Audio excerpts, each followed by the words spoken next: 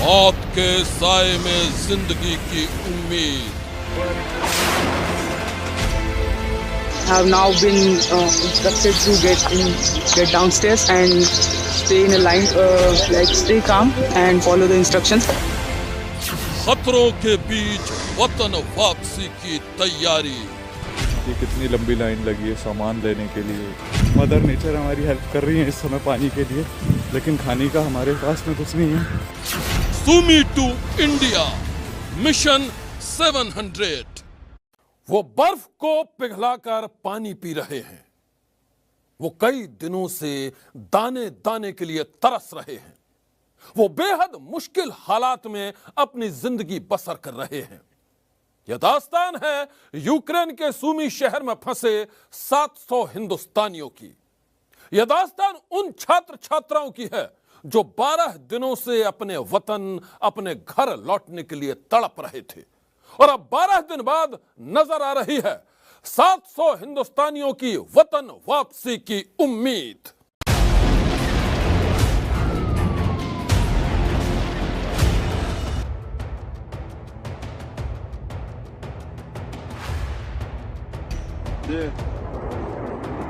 На Вінниці.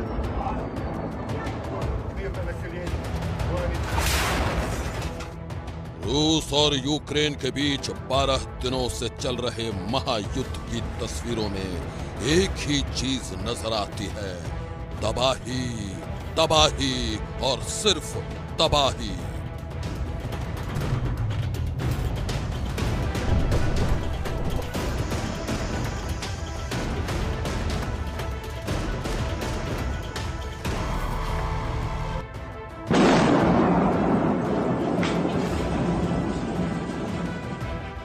पिछले 12 दिनों के दौरान मैदाने जंग के ऐसे ऐसे खौफनाक मंजर कैमरे में कैद हुए हैं जिन्हें देखकर पूरी दुनिया सन्न है।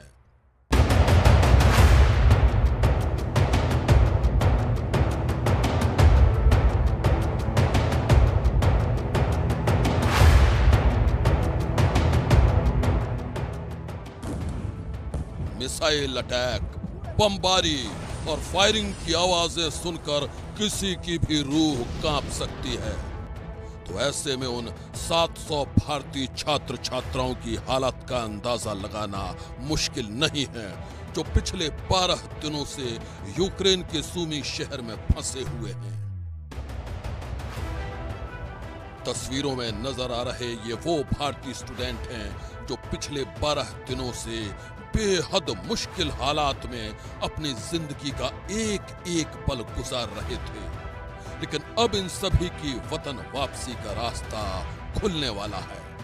सूमी में फंसे 700 भारतीयों के लिए अब बहुत जल्द शुरू होने वाला है rescue operation. Hello, myself Shubham. We, the students of Sumy State University, have now been instructed to get downstairs and stay in a line. As you can see, there's a line behind, and we'll be evacuated from here right now. We have been asked to stay calm and follow the instructions.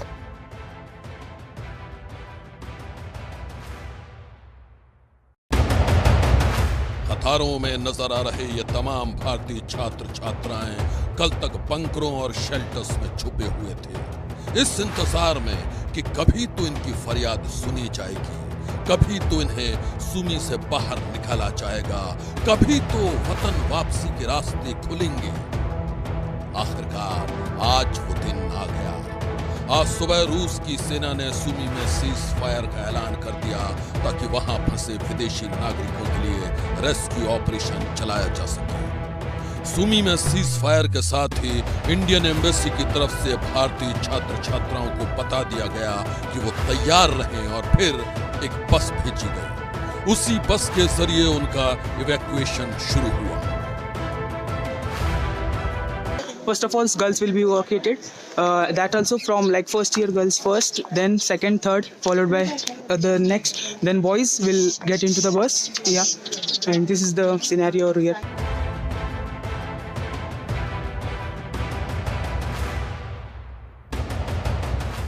सूमी शहर में फंसे 700 भारतीयों में से ज्यादातर वो student हैं जिन्हें बारी बारी से निकाला जा रहा है। शुरुआत लड़कियों से हुई है। पहले फर्स्ट ईयर में पढ़ने वाली लड़कियों को बॉर्डर पार कराया जा रहा है, फिर सेकेंड ईयर की छात्राओं का नंबर आएगा और उसके बाद सीनियर लड़कियों और फिर बारी बारी से सभी लड़कों को रेस्क्यू किया जाएगा। ये सभी छात्र छात्राएं यहाँ मेडिकल की पढ़ाई करने आए थे, लेकिन जब रूसी सेना ने इस शहर पर धावा बोला तो जो भी जहां था वो वहीं पर फंस गया। अपनी जान बचाने के लिए उन्हें बंकरों और शेल्टर्स में पनाह लेनी पड़ी। कई घंटे तक उन्हें भूखे प्यासे रहना पड़ा और आखिरकार जब हिम्मत जवाब दे गई तो उन्हें खाने और पीने की तलाश में बाहर निकलना ही पड़ा। Hello everyone, we are students of Sumy State Medical University and right now we are stuck in Sumy, Ukraine, and we are out of food, we are out of water, we are out of electricity. Russian troops have bombed or already have bombed a power plant near our university, so we don't have any essential supplies right now. You can see that it's heavy snowing and the water from the roof, which is like the snow which is melting, we are taking it and we are going to drink it, and you can see that how much unhealthy and unhygienic it is right now for us and our health. And the water in the pipe is really dirty and we are supposed to drink this water because we don't have any water supply. Please help us. Help us.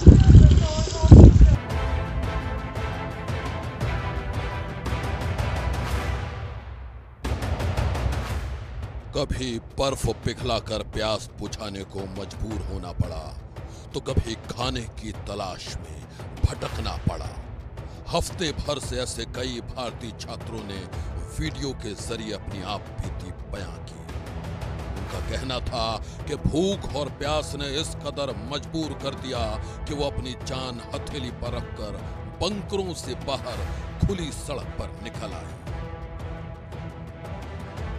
नमस्ते, मैं अनुज कुमार, छठे वर्ष का student Sumi state university से।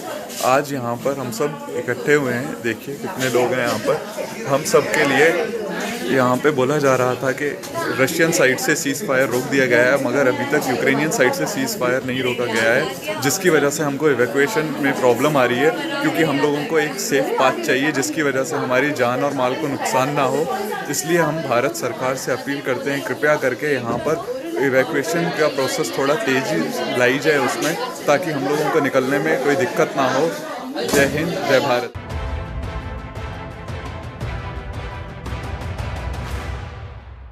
रूस Ukraine महायुद्ध के दौरान आपने कीव और खार्किव के बाद जिस शहर का नाम सबसे ज्यादा सुना है वो सुमी है।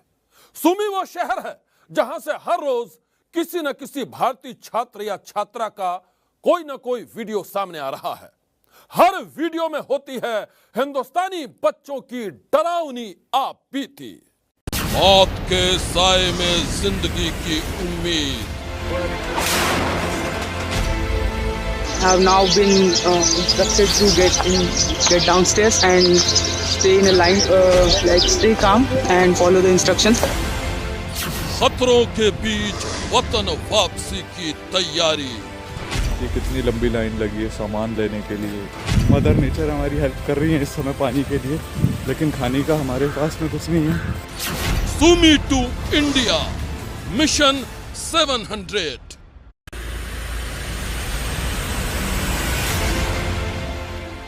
यूक्रेन के सुमी में फंसे कई भारतीय छात्र छात्राएं वीडियो के जरिए अपने डर और अपने दर्द की दास्तान बयान कर चुके हैं।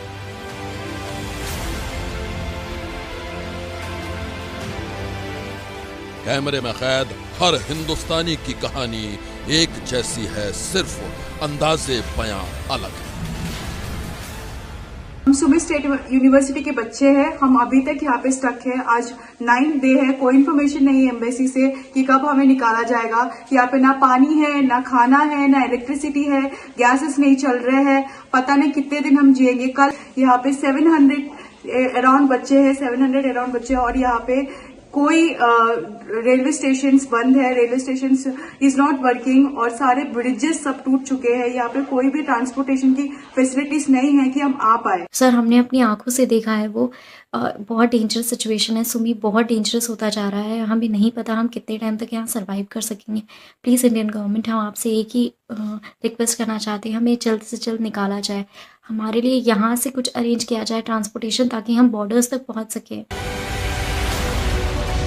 वॉर जोन के कैदी बन चुके ये भारतीय स्टूडेंट्स हर रोज इस उम्मीद में सड़कों पर पहुंचते थे कि शायद कोई फरिश्ता बनकर उन्हें बचाने आ जाए। रिस्क तो है लाइफ का, मगर सामान अभी जरूरी है जिससे हमारी भूख मिट सके। हर दिन उन्हें रेस्क्यू ऑपरेशन का इंतजार होता, लेकिन दिन गुजरने के साथ ही ये इंतजार लंबा और लंबा होता चला गया। कई बार ऐसे मौके भी आए जब उनकी हिम्मत जवाब दी गई और सब्र का पैमाना छलकता नजर आया। A lot and we cannot wait anymore. We are risking our life. We are moving towards border. If anything happens to us, all the responsibility will be for government and Indian embassy. If anything happens to us, to anyone, Mission Ganga will be a biggest failure. This is the last video from the Sumi State University students, and we are just risking our life, and we are just going to this border which Odisha has opened. So this will be our last request and last video, guys. Just pray for us. सूमी की युद्ध भूमि से भारतीय छात्रों का rescue operation शुरू करना किसी challenge से कम नहीं था। इंडियन एम्बेसी पिछले 12 दिनों से कोशिशें कर रही थी, लेकिन रास्ते में लगातार रुकावटें आ रही थी। इसकी दो वजह अहम थी। पहली वजह यह कि सूमी में लगातार रूसी सेना की बमबारी हो रही थी, और दूसरी वजह यह कि सूमी शहर यूक्रेन की राजधानी कीव से काफी दूर है। साथ ही सूमी से हंगरी, रोमानिया, पोलैंड और दूसरे पड़ोसी देशों के बॉर्डर तक पहुंच पाना बेहद मुश्किल है।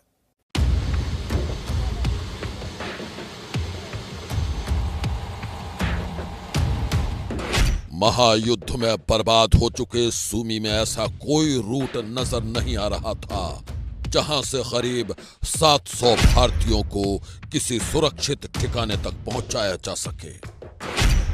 दरअसल सूमी शहर और यूक्रेन की राजधानी कीव के बीच करीब 350 किलोमीटर की दूरी है, जबकि सूमी से रूस बॉर्डर की दूरी महज 60 किलोमीटर है। ऐसे में सूमी से यूक्रेन के दूसरे शहरों की बजाय रूस बॉर्डर तक पहुंचना ज्यादा आसान है। यही वजह है कि सूमी में फंसे सभी छात्र छात्राएं इंडियन एम्बेसी और भारत सरकार से बार बार ये गुहार लगा रहे थे कि उन्हें रूस के रास्ते निकालने की कोशिश की जाए। भारत सरकार डिप्लोमेटिक चैनल्स के जरिए रूस के साथ साथ यूक्रेन सरकार से भी बातचीत कर रही थी, ताकि सूमी में फंसे छात्रों को सही सलामत वतन लाया जा सके। इस सिलसिले में प्रधानमंत्री नरेंद्र मोदी ने भी आज रूस के राष्ट्रपति पुतिन और यूक्रेन के राष्ट्रपति ज़ेलेंस्की से फोन पर लंबी बात की और फौरन सीज फायर की अपील की, ताकि शांति बहाली की दिशा में कदम उठाए जा सकें और वहां फंसे छात्र छात्राओं को बाहर निकाला जा सके। उसी का ये नतीजा है कि सूमी से भारतीय छात्रों की वापसी का रास्ता खुलता नजर आ रहा है। इंडियन एम्बेसी ने सूमी में फंसे भारतीयों को अपनी लोकेशन और फोन नंबर के साथ तुरंत संपर्क करने को कहा है। ऑपरेशन गंगा के तहत भारतीयों को भारत लाया जा रहा है। बॉर्डर तक छात्रों को पहुंचाने के लिए बसों के इंतजाम किए जा रहे हैं। कोशिश की जा रही है, उसमें लॉजिस्टिकल अरेंजमेंट्स एक तरफ के बसों में एक्सेट्रा, और दूसरी तरफ की जो वहां पे युद्ध हो रहा है उसमें कोई विंडो मिल जाए कि जिससे वो सुरक्षित बाहर ला सके, तो उस पर पूरी कोशिश हो रही है। सूमी शहर में सीज फायर के बाद वहां फंसे 700 भारतीयों के चेहरे पर राहत और सुकून नजर आ रहा है। अब उम्मीद है कि मुश्किल दौर से गुजर रहे इन भारतीय स्टूडेंट्स तक जल्द ही ऑपरेशन गंगा के तहत मदद पहुंचेगी और अगले कुछ दिनों में ये सभी लोग अपने परिवार के बीच होंगे।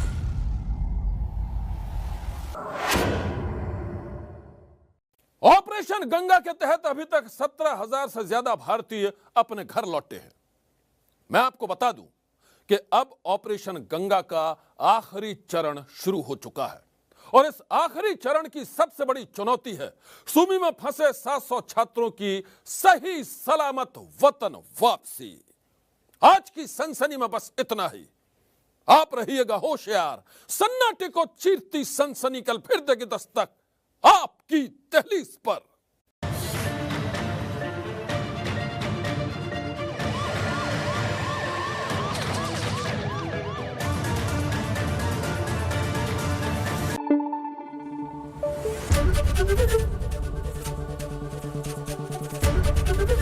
एबीपी न्यूज आपको रखे आगे।